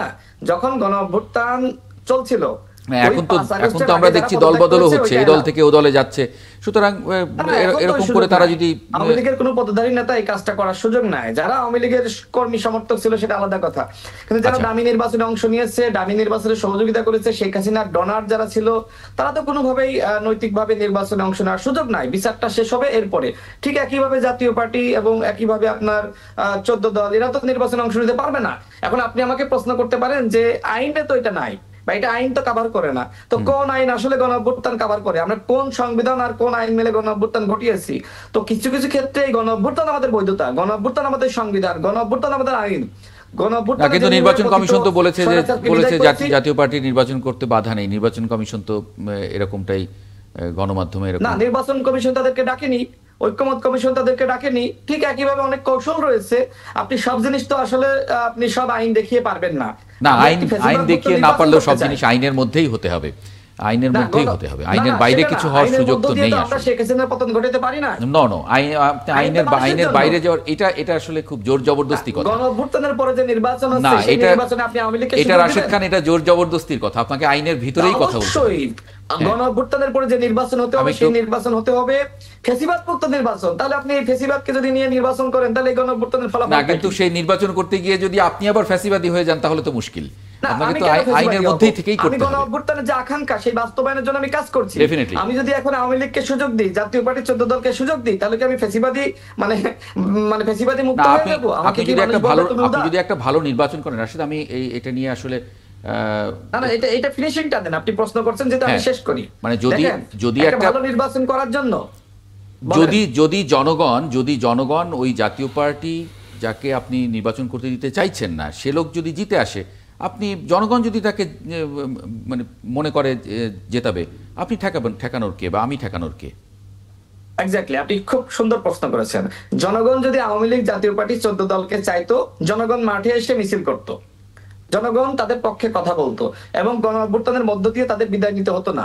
এদেশের আমি মনে করি 90% মানুষ রাজপথে নেমে এসেছিল। তাহলে তার কোনো ভয় নেই, জনগণ তাকে প্রত্যাখ্যান করে দিবে, জনগণ তাকে খুব বাজেভাবে প্রত্যাখ্যান করে দিবে, তাহলে তো আর আমাদের সেটা নিয়ে ডিবেট করার দরকার নেই। জনগণ এমন ভাবে তাদের প্রত্যাখ্যান করবে যে তাদের মুখ দেখানোর জায়গা থাকবে না। জি, আমি ফরিদুল হকের কাছ থেকে তারপরে একটু আসি। আমি একটু ফরিদুল হকের কাছে একটু আসি। আমি একটু অনেক সময় আমি অনেককে নিয়ে কি আপনি সংস্কারের আলাপগুলো ঐক্যমত কমিশনে করতে পারতেন? না, আমি একটু ফরিদুল হকের সংলাপ করলো, সেটা করতে পারতো। অর্থাৎ আগামী নির্বাচন অবশ্যই ফ্যাসিবাদ মুক্ত নির্বাচন হতে হবে, এর কোনো বিকল্প নাই। অন্যথায় আওয়ামী লীগ নির্বাচনের নামে মাঠে নেমে নির্বাচন বানচাল করে দিবে, আর 11 ডেকে আনবে, এবং শেখ হাসিনাকে বলছে না, শেখ হাসিনা বীরের বেশে আসবে ফিরে বাংলাদেশে, এটি তো আমরা মানব না। ফরিদুল হক, জি শুনতে পাচ্ছি। জি, মানে এই যে নির্বাচনী পরিবেশ, নির্বাচনে মানে রাশেদ যেটি বলছিলেন যে আমি আমি রাশেদ খানের কথাকে কন্টিনিউ করতে চাই, সেটা হচ্ছে আমরা ইতিমধ্যে আমাদের যে ট্রাইব্যুনাল শেখ হাসিনাকে ফাঁসির আদেশ দিয়েছে। ধরে নেন তর্কের খাতিরে শেখ হাসিনার বিভিন্ন জরিপে বিভিন্ন রকম আসতেছে, এখন বিভিন্ন রকম সহজীকরণ করা হচ্ছে, হ্যাঁ আপনার ধরেন নর্মালাইজেশন করা হচ্ছে হাসিনা, আওয়ামী লীগ এবং তাদের দোসরদেরকে। ধরে নেন কোন একটা জরিপে দেখা গেল যে বাংলাদেশের ধরেন 30% মানুষ শেখ হাসিনাকে প্রধানমন্ত্রী চায়, তাহলে কি আপনি একজন খুনের আসামি, অভিযুক্ত যে কনভিক্টেড হয়েছে, যার ফাঁসির আদেশ দেওয়া হয়েছে, তাকে আপনি নির্বাচন করতে দিবেন? না, আইনেই তো তিনি করতে পারবেন না, কিন্তু আইনি তাকে পারমিট করবে না, আইনি তাকে পারমিট করবে না। না, আইনের পারমিটে আইন তো হচ্ছে রাজনৈতিক ইচ্ছা কিংবা অভিপ্রায়ের বহিঃপ্রকাশ। আইন নাই মানে আইন বানানো যাবে না, ব্যাপারটা তা না। আচ্ছা, তাহলে যদি আমি একটা উদাহরণ দেই, এনসিপি ভাই বাংলাদেশের গণতন্ত্রকে ধ্বংস করে ফেলা হয়েছিল, বাংলাদেশের 3টা নির্বাচন ধ্বংস করে ফেলা হয়েছে, এখানে গুম খুন করা হয়েছে, লুটপাট করা হয়েছে, সেটা নিয়ে কোনো দ্বিমত নাই, কিন্তু ফরিদুল হক জাতীয় পার্টির একজন পদত্যাগ করা নেতা, তাকে কিন্তু তারেক আদেল তাকে কিন্তু এনসিপি নমিনেশন দিয়েছে। না, এটা দিলে এনসিপি এটা বাতিল করবে, এনসিপি যদি এনসিপি বাতিল করবে। কিন্তু প্রশ্ন এখানে না, প্রশ্ন হচ্ছে যে আপনি এই যে আপনারা যে সুরে কথা বলতেছেন, এই যে নরমালাইজ করার কথা, ঠিক আছে, যে আইনে নাই, আইন তৈরি করতে হবে, খুব সিম্পল। এক্স্যাক্টলি, আইন তৈরি করতে হবে। আমি একটু ব্যারিস্টার নাজিব মোমেন একটু যুক্ত, আমি একটু আলোচনা যদি সবাইকে একটু যুক্ত না করলে একটু আমি একটু বলি, সেটা হলো আপনার যেটা আপনি বলছেন নরমালাইজেশন, এটা তো কোনোভাবে হবে না। আপনার একটা পলিটিক্যাল পার্টি তারা একেবারে প্রকাশ্য দিবালোকে 2000 ছাত্র জনতাকে গুলি করে হত্যা করেছে, এইটা নিয়ে বিচার চলমান। সেক্ষেত্রে সেই দলের সাথে অ্যাফিলিয়েটেড কোন ব্যক্তি, আপনি দেখেন এইরকম আচরণ যারা করেছে, জার্মানির কথা বলেন আপনি, সেই হিটলারের দল নাৎসি পার্টি, সেই নাৎসি পার্টির কোন সদস্যকে আপনার কোনোভাবে কি কোনোদিন ইলেকশন করতে দেওয়া হবে? কোনোদিন দেওয়া হবে না। সেই নাৎসি থেকে যদি বলে আমি পদত্যাগ করছি, নিও নাৎসি পার্টি হয়েছে, তাদেরকে কি ইলেকশন করতে দিচ্ছে নাকি? দিচ্ছে না। তো আপনার বাংলাদেশে যেটা হয়েছে গত বছরের জুলাই আগস্টে, এটা তো আনপ্রেসিডেন্টেড। নিজের জনগণের উপরে এইভাবে গুলি চালানো, এইভাবে হত্যা করা, আর আমরা 1 বছরের মধ্যে বলছি সে যদি পদত্যাগ করে তাকে ইলেকশন করতে দিতে হবে। এটা তো অ্যাবসার্ড। এখন কথা হলো এটাকে আইনের ফ্রেমের মধ্যে কেন আনা হলো না? আপনার এখানে বলবো সরকারের একটা ব্যর্থতা রয়েছে। গত বছর যখন আন্দোলন হলো, আওয়ামী লীগকে একটা মানুষকে সান্ত্বনা দেওয়ার জন্য এমন ভাবে দেওয়া হলো যে বিচার না হওয়া পর্যন্ত আওয়ামী লীগের সকল কর্মকাণ্ড নিষিদ্ধ। যখন ঐক্যমত্য কমিশনের কথা হচ্ছিল, তখন এই আইন তৈরি করার প্রসঙ্গ কি আসেনি? ঐক্যমত্য কমিশনে যেটা হয়েছে সেটা তো রেটিফাই করে এটা তো আপনার আইন হিসেবে চলে আসবে আপনার জুলাইয়ের সনদ বাস্তবায়নের পরে। আমরা তো এখানে কোনো লিগ্যাল ফ্রেমওয়ার্ক নাই। আপনি দেখেন এখানে কি লিগ্যাল ফ্রেমওয়ার্ক আছে আসলে? আপনার তো এখন যে আমরা যে কনস্টিটিউশন, তাহলে তো একটা অধ্যাদেশ দিয়ে একটা আইনের এক্স্যাক্টলি, এইজন্য আমরা বলেছিলাম যদি গণভোটটা আগে হয়ে যেত, জুলাইয়ের সনদটা বাস্তবায়িত হয়ে যেত, তারপরে যদি ইলেকশন হতো তাহলে এটা একটা গণভিত্তি থাকতো। কিন্তু আমরা তো এখন একটা শূন্যের উপর করছি ইলেকশন করছি। এক্ষেত্রে পাবলিকের যেই পারসেপশন, এটাকে তো আপনাকে অনার করতেই হবে। আপনি দেখেন আমরা ইলেকশনে বলছি, গত 3 ইলেকশনে যারা প্রিজাইডিং অফিসারের দায়িত্ব পালন করেছে, আমি ইলেকশন, রাতের ভোটের ইলেকশনে তাদেরকে আমি ইলেকশন পরিচালনা করতে দিচ্ছি না। এখন গত ইলেকশনে যারা পার্টিসিপেট করেছে, পলিটিক্যাল পার্টি কার্যক্রমে অংশগ্রহণ করেছে, তাদেরকে পদত্যাগ করলে আপনি করতে দিবেন, ইলেকশনও করতে দিবেন? এটা তো অ্যাবসার্ড, এটা হয় না। তারা যেটা করেছে গত 3টি ইলেকশনে আমাদের বাংলাদেশকে একেবারে শেষ করে দিয়েছে, ডেমোক্রেটিক প্রত্যেকটা ইনস্টিটিউশনকে ধ্বংস করে দিয়েছে। এরকম একটা পার্টি আপনার পরবর্তীতে শুধুমাত্র পাবলিক করার জন্য তাদের 10% ভোট আছে, 20% ভোট আছে। জার্মানিতে আপনার কি বলে নাৎসিদের 30%-এর উপরে ভোট আছে, তাদের রাইজ অফ এক্সট্রিমিজম সেখানে হচ্ছে। কিন্তু এই আলোচনাটা একটু আরেকটু টেনে নিতে চাই আমি, তখন আজিজুল বারী হেলালের বক্তব্য জানবো। কথা বলতে গেলে আপনারা যে নিয়ে যান, 1 মিনিটও কথা বলতে দেন না। আমি বিরতি নিয়ে আপনার কাছে আমি কিন্তু হেলাল ভাইকে এখনো সময় দেইনি। আমরা যে আলোচনায় ছিলাম, ফরিদুল হক আপনাকেই আমি সময় দেই একটু। আজিজুল বারী হেলাল, আপনাকে একটু অপেক্ষায় রাখছি।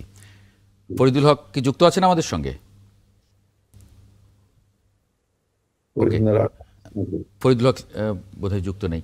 জি, আজিজুল বারী হেলাল, আমরা যে আলোচনায় ছিলাম, আসলে না করার কারণেই নানান ধরনের কথা এই প্রসঙ্গে আসছে, অথচ আইনটা করার সুযোগ ছিল। কি দেখেন আপনি? আপনি বলছেন যে আওয়ামী লীগ এবং জাতীয় পার্টি মানে ফ্যাসিবাদের দোসররা নির্বাচন করতে পারবে কি পারবে না এই বিষয়ে আইনের কথা বলছেন। আওয়ামী লীগের বিষয়ে তো স্পষ্টভাবে বলা হয়েছে যে তাদের লাস্ট ভার্ডিক্ট বা বিচার শেষ না হওয়া পর্যন্ত তাদের অ্যাক্টিভিটিস বন্ধ। সুতরাং যে সমস্ত আওয়ামী লীগের নেতা কর্মী তারা আপনার গণহত্যার সাথে, অত্যাচার নির্যাতনের সাথে জড়িত এবং আওয়ামী লীগের বিভিন্ন পদে রয়েছে, তাদের নির্বাচন করার সুযোগ তো এমনিতেই নেই, যে আমার আইন অনুযায়ী নেই।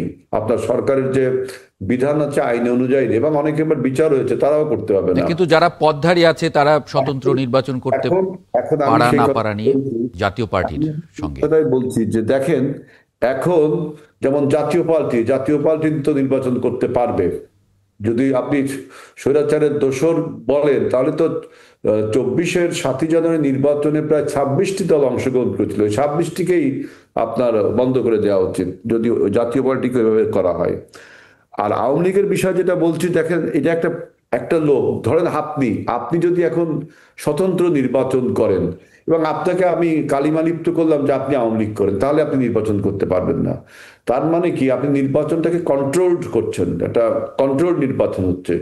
আমি আওয়ামী লীগের পক্ষে বলছি না, আমি বলছি যে কোনো ব্যক্তি স্বতন্ত্র নির্বাচন করার তো বিধান আছে বাংলাদেশে, এবং স্বতন্ত্র বাংলাদেশের জয়লাভও করেছে। যেমন পাকিস্তানে ইমরান খান স্বতন্ত্র দ্বারায় ফার্স্ট হয়েছে, তাই না? এখন আমি বলছি যে বাংলাদেশে যদি কেউ স্বতন্ত্র ইলেকশন করে এবং সে যদি জনপ্রিয় ব্যক্তি হয়, আপনি তাকে কিন্তু যদি বলে দিচ্ছেন যে সে আওয়ামী লীগ করে, তার মানে আপনি কিন্তু এখানে অথরিটি হয়ে যাচ্ছেন। এইটা কিন্তু একটা ফ্যাসিবাদী চিন্তা ভাবনা। এই জন্য আমি বলছি যারা আওয়ামী লীগের আপনার বিভিন্ন মামলায় জড়িত, বিভিন্ন অপশাসনের সাথে জড়িত মামলা রয়েছে, এবং পিপুলস পারসেপশনও আছে যে সে আওয়ামী লীগের এই সমস্ত সন্ত্রাসের সাথে জড়িত পদে রয়েছে, তাদের নির্বাচনের ব্যাপারে সরকারের বাধা রয়েছেই সেখানে। কিন্তু জাতীয় পার্টির ব্যাপারে কোনো বাধা নেই, এটাকে বাধা থাকা উচিত বলে আমি মনে করি না। কারণ হাসিনার নির্বাচনে দামি নির্বাচন 26টি দল অংশগ্রহণ করেছে, সবাইকে বন্ধ করে দেওয়া হচ্ছে। তাহলে তো আপনার কন্ট্রোল নির্বাচন হলো, একটা নিয়ন্ত্রিত নির্বাচন হলো। এই জন্য বলছি যে স্বতন্ত্র যে কেউ দাঁড়াতে পারে। এখন কেউ দাঁড়ালে যদি আপনি তাকে আওয়ামী লীগ বলে ট্যাগ লাগান, এটা ঠেকাবে কে ঠিক করবে যে আওয়ামী লীগ করে কি করে না? পিপুলস পারসেপশন যাই হোক। আমি আপনাকে একটা প্রশ্ন করতে চাই, যদি আমাকে আপনি অনুমতি দেন। অবশ্যই রাশেদ।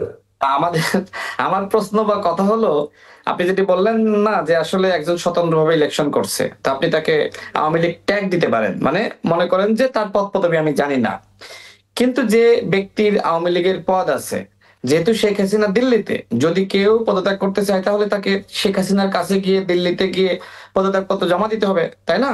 আর আওয়ামী লীগের সাংগঠনিক কার্যক্রম যেহেতু নিষিদ্ধ হয়েছে, সুতরাং আপনি আগে যদি পদত্যাগ করতেন, গণঅভ্যুত্থানের আগে একটা কথা ছিল।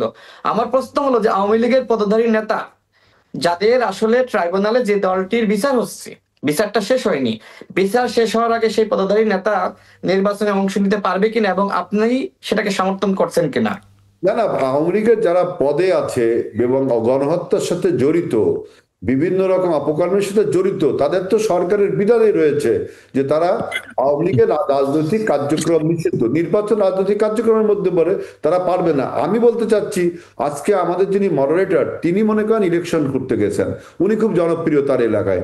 এখন আমি বা আপনি তার এগনিস্ট ইলেকশন করতে যাই বলছি যে উনি অমুক সময় আওয়ামী লীগ করতেন, উনি আওয়ামী লীগের তমুক, উনি স্বৈরাচারের দোষর, এই যে ট্যাগ লাগানোর যে প্রবণতা হবে, এই জন্য এই বিষয়ে একটা সুনির্দিষ্ট কোনো রূপরেখা নেই। কিন্তু কেউ যদি আপনার স্বতন্ত্র ইলেকশন করতে চায়, তবে তাকে কিন্তু বাধা দেওয়া বা আপনার ট্যাগ লাগানো উচিত হবে না। এখানে একটা স্পেসিফিক কোশ্চেন, সেটা তো সাধারণ একটা মিনিট, হাফ মিনিট। আপনার কেউ যদি আওয়ামী লীগের জেলা সভাপতি থাকে ফর ইনস্টেন্স, তারপরে 5ই আগস্টের আগে সে পদত্যাগ করেনি, এখন সে হঠাৎ করে বলছে আমি পদত্যাগ করে স্বতন্ত্রভাবে ইলেকশন করব, এখন এটা কি আমরা অ্যালাউ করতে পারি?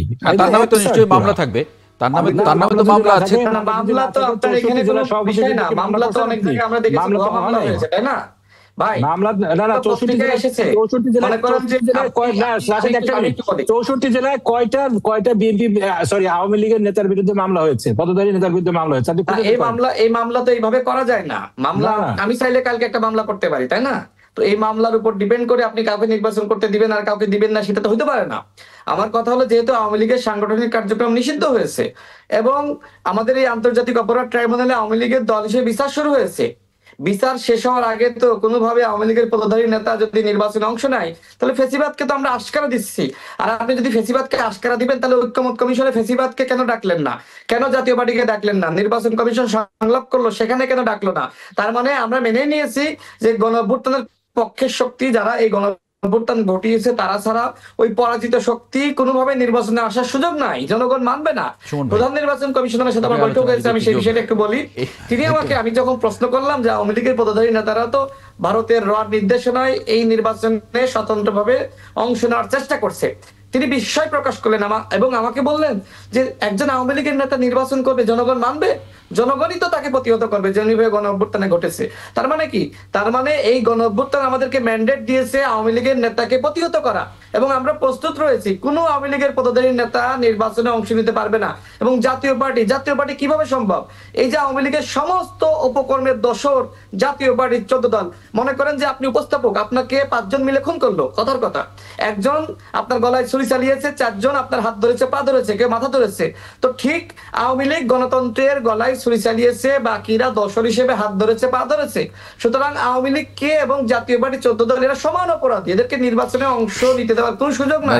এবং এরা যদি অংশ নিতে যায়, জনগণের ধুলাই খাবে। আমার কথা স্পষ্ট, জনগণের ধুলাই খাবে। আমার মনে হয় পরিষ্কার এই আলোচনাটা মনে হয় একটু সুমন ভাইয়ের কাছে দেওয়া ভালো, কারণ আমি মানে উদাহরণ হিসেবে আপনি আমাকে যে উদাহরণটা দিয়েছেন আমি আসলে খুবই না, এখানে এখন যেহেতু নির্বাচন কমিশনের হাতেই সব চলে গেছে, আর এদিকে আওয়ামী লীগের বিরুদ্ধে যে মামলা বিচার কার্য চলমান রয়েছে, তো আমার এবং গণ অভ্যুত্থানের যারা সোলজাররা আছেন, যারা স্টেক হোল্ডার, তাতে সাধারণভাবে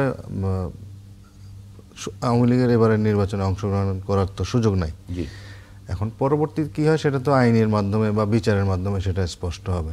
আর কেউ যদি যেটা বলছেন যে স্বতন্ত্রভাবে ইলেকশনের কথা অন্য দলের, সেটা যার যার এলাকার জনগণের যে পারসেপশন, সেটা বা বডি ল্যাঙ্গুয়েজ বা সবকিছু মিলে তারাই তাৎক্ষণিকভাবে সেটা উত্তর দেবে। এক্স্যাক্টলি, মানে রাশিদ খান যেটা খুব উল্লেখ করলেন যে সেটা তারাই নির্ধারণ করবে যে তাকে তিনি ইলেকশন করতে পারবেন কিনা। ওইখানে যদি কেউ তাৎক্ষণিকভাবে মনে করে যে ওই লোকটা জনপ্রিয়, ওকে যদি ট্যাগ লাগানো যায় আওয়ামী লীগ বা অন্য কিছুর, তাহলে সে না নির্বাচনতে বাদ পড়বে, আমার জয়ের পথ। এটা তো আসলে নিয়ম হলো না। না ভাই, হেলাল ভাই, ত্যাগের বিষয় তো না, আপনার তো এটা তো রেকর্ডে থাকতে হবে। সে আওয়ামী লীগের সভাপতি ছিল, সে এখন বললেই তো হলো না যে সে পদত্যাগ করছে। আপনার ট্যাগের বিষয়, আমি তো আওয়ামী লীগের বিষয় হলো ট্যাগের বিষয় হলো কেউ কোনোদিন আওয়ামী লীগ করেনি, জোর করে আওয়ামী লীগ বলছেন। আমি কিন্তু আওয়ামী লীগের পদত্যাগের কথা বলছি না, আমি বলছি এনিওয়ান, যে এই যে আমাদের যে মডারেটর, ইনিও যদি তিনি যদি জনপ্রিয় হন, ভাই এটাকে আমরা সমর্থন করি। আপনার এই কথাকে, আপনার কথাকে আমি সমর্থন করছি, সাধারণ মানুষ করতে চাইলে করবে। শেখ হাসিনার এই দামি নির্বাচনে টাকা দিয়েছে, শেখ হাসিনার ফ্যাসিবাদ কায়েমে পৃষ্ঠপোষকতা করেছে যাদেরকে আমরা চিনি, সেই চিহ্নিত ব্যবসায়ী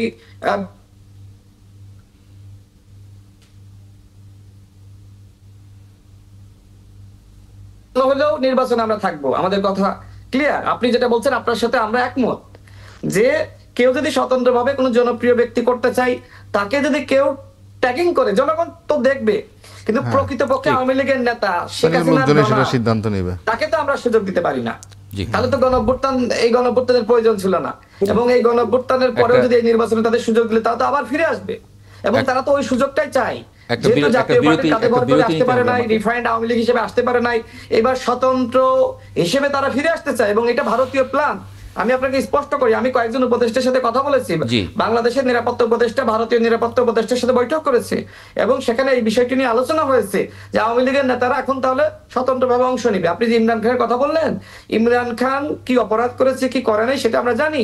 সেখানে জেনারেলদের সরকার, জেনারেলরা যা বলে সেইভাবে ওই রাষ্ট্র পরিচালিত হয়।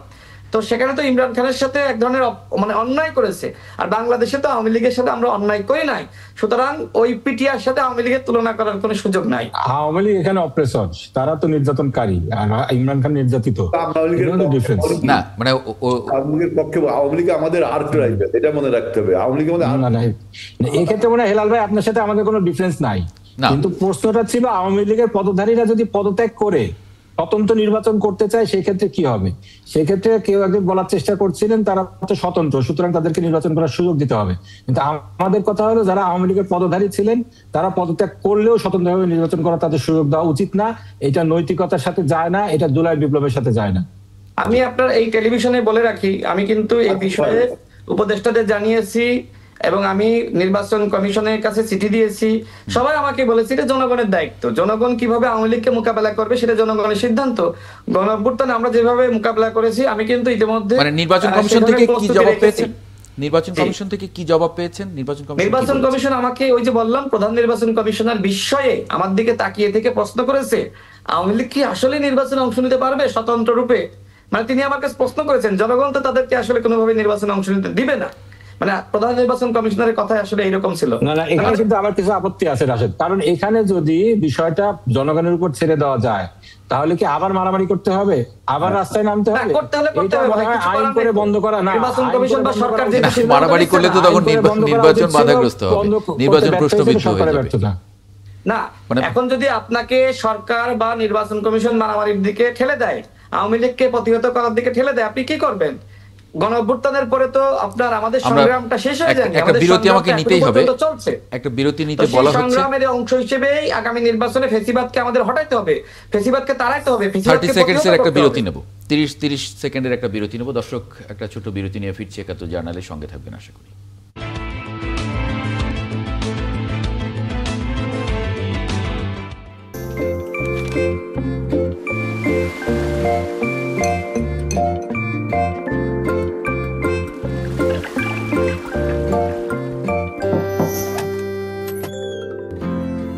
জীবন অবাক না করলে কে করবে? 28% মিল্ক ফ্যাটের অবাক করার সাথে ফ্রেশ মিল্ক পাউডার। জীবন অবাক করুক প্রতিদিন।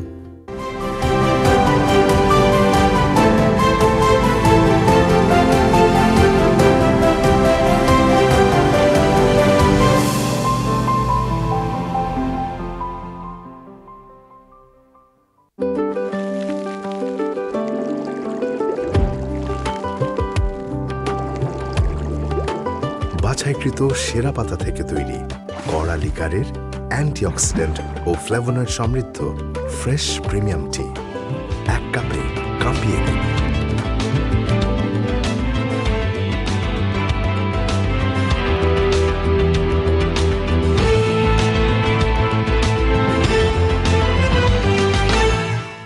বিরতির পরে আরেকবার স্বাগত জানাচ্ছি 71 জার্নালে।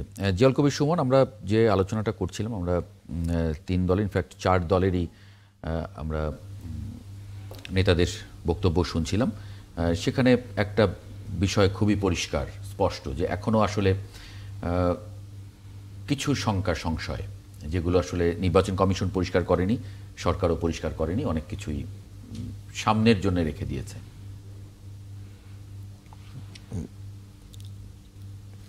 মানে যে জিনিসগুলো পরিষ্কার করেনি, মানে কে ইলেকশন করবে না করবে বা আরো অন্যান্য বিষয়গুলো, হ্যাঁ এরকম কিছু আছে। সবকিছুই তো আর এখনই আসলে সবকিছু কিন্তু মানে মুখ দিয়ে বুঝিয়ে বলার মতো কিছু না। অনেক কিছু থাকে তাৎক্ষণিক সিদ্ধান্ত নিতে হয়, সেটা পরিবেশ পরিস্থিতি সব কিছু আপনাকে চিন্তা করতে, আপনাকে তখন দায়িত্ব নিতে, আপনাকে তখন একটা কিছু যে উদ্যোগ নেয়ার, সেটা আপনাকে পরিবেশেই বলে দিবে যে কি করতে হবে। হ্যাঁ, তো সেরকম কিছু বিষয় এখানে আছে।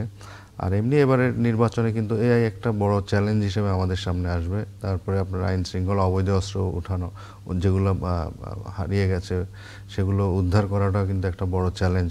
তারপরে যে রাজনৈতিক দলের কথা আপনি বলছেন, তারা যে কিছু করবে না সেটার কোনো নিশ্চয়তা নেই। তারা নিশ্চয়ই এটা প্রতিহত বা সেটা কিছুটা ডিস্টার্ব হলেও তারা করার চেষ্টা করবেন। তো এরকম কিছু মানে যে কথাটা বললেন যে হিডেন কিছু ব্যাপার স্যাপার রয়ে গেছে, এগুলো মাথায় নিয়েই কিন্তু সামনে নির্বাচনের দিন পর্যন্ত যারা প্রার্থী আছেন, রাজনৈতিক দল, আইন শৃঙ্খলা বাহিনী, নির্বাচন কমিশন সবাইকে কিন্তু এসব বিষয়ে সব বিষয়ে চোখ কান খোলা রেখে তাদেরকে যেই গণতন্ত্রের যে অভিযাত্রা সেদিকে কিন্তু তাদেরকে পথ চলতে হবে এবং এর যদি কোনো ব্যত্যয় ঘটে তাহলে কিন্তু এটার মাসুল বা ক্ষতি সবাইকেই কিন্তু এটা পোহাতে হবে। জি, আমার আর 3 মিনিটের মতো সময় আছে, আমি যদি তিনজনকে 1 মিনিট করে একটু দেই, কাকে দিয়ে শুরু করব? ব্যারিস্টার ডক্টর নাজিব মোমেন।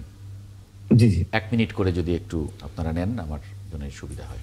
না, আসলে যে কনসার্ন গুলো আসছে এগুলো তো জেনুইন। মানে ইলেকশনের ক্ষেত্রে জনগণকে আপনি মানে ইতিহাসের সেরা ইলেকশন করতে চাচ্ছেন, সেক্ষেত্রে জনগণকে সেভাবে স্পেস করে দিতে হবে, সেভাবে নিরাপত্তা দিতে হবে যাতে করে তারা নির্বিঘ্নে ইলেকশনে ভোট দিতে যেতে পারেন। সেটা কিন্তু আমরা একটা অভাব দেখছি। ভায়োলেন্স হচ্ছে, দেখলেন আমরা দেখলাম যে এবি পার্টির সেক্রেটারি জেনারেল ব্যারিস্টার ফুয়াদের উপরে হামলা হলো বরিশালে। সে একটা কথা বলার কারণে তাকে যেভাবে হেনস্থা করা হয়েছে, এভাবে যদি আপনার আইন শৃঙ্খলা পরিস্থিতির অবনতি হতে থাকে তাহলে তো এখানে লেভেল প্লেইং ফিল্ড থাকবে না, এখানে নিরাপত্তা থাকবে না।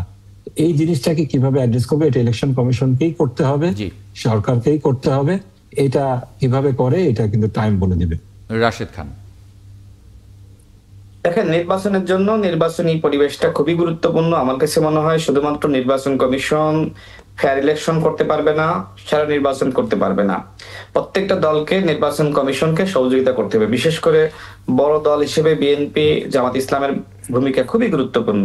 আমরা চাই আগামী নির্বাচনে প্রত্যেকটা প্রার্থী যাতে তার নিজেকে তুলে ধরতে পারে এবং সে প্রচারণা করার ক্ষেত্রে সমানভাবে সুযোগ পায়। এবং প্রশাসনের মধ্যে কিন্তু এখনো পর্যন্ত সেই ফেসিবাদের দোসররা রয়েছে। আগামী নির্বাচনে আপনি এদেরকে আসলে কিভাবে ট্যাকেল দিবেন আমি আসলে নিজে বুঝতেছি না। সরকারের পরিকল্পনা কি সেটা বুঝতেছি না। আপনি ঢাকার ডিসি কে আপনি বরিশালে দিলেন আর বরিশালের এসপি কে আপনি ঢাকা আনলেন, এর মাধ্যমে তো আসলে আপনার হবে না। তো আমার কাছে মনে হয় আমাদের যারা গণ অভ্যুত্থানের শক্তি, আমরা যদি সোচ্চার থাকি তাহলে ওই প্রশাসন বলেন, বিভিন্ন জায়গায় বলেন, এমনকি নির্বাচন কমিশনে বলেন, ফেসিবাদের দোসররা আসলে ওইভাবে কিছু করতে পারবে না। সুতরাং আমি মনে করি দলগুলোর মধ্যে এক ধরনের সহনশীলতা থাকতে হবে, একে অপরকে সম্মান দিতে হবে, মাথায় রাখতে হবে এই নির্বাচন ব্যর্থ হলে বিএনপি ক্ষতিগ্রস্ত হবে, গণ অধিকার পরিষদ ক্ষতিগ্রস্ত হবে, জামাত ক্ষতিগ্রস্ত হবে। সুতরাং আমাদের ভিতরে প্রতিযোগিতা থাকতে পারে কিন্তু প্রতিহিংসা যাতে না থাকে সেদিকে সবার লক্ষ্য রাখতে হবে। এক্স্যাক্টলি, আপনি খুব ভালো বলেছেন। দলগুলোর মধ্যে আসলে একটু সমন্বয়টা দরকার এখানে। আজিজুল বারী হেলাল।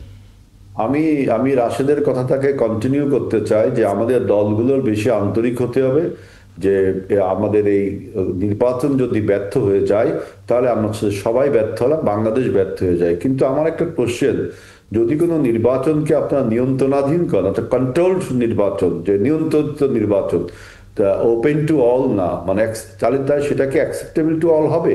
অ্যাকসেপ্টেবল টু অল এইটা যদি না হয়, ফ্রি ফেয়ার হলো ইলেকশন, কিন্তু acceptable to all, that means domestically acceptable, internationally acceptable and people's perception acceptable.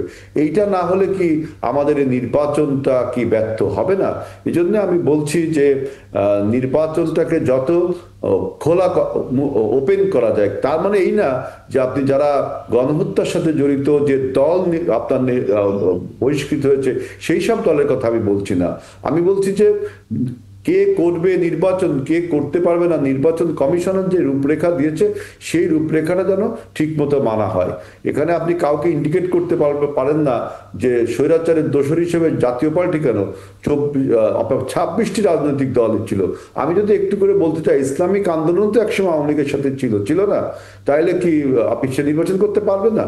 আমি সেটা বোঝাই। এখানে স্পেসিফিক্যালি আওয়ামী লীগের যে সমস্ত নেতারা আপনার এই গণহত্যার সাথে জড়িত, আওয়ামী লীগের পদে জনগণ, সুতরাং আমি চাই না কোনোভাবে একটা কন্ট্রোল ইলেকশন হোক, তাহলে কিন্তু অ্যাকসেপ্টেবিলিটি।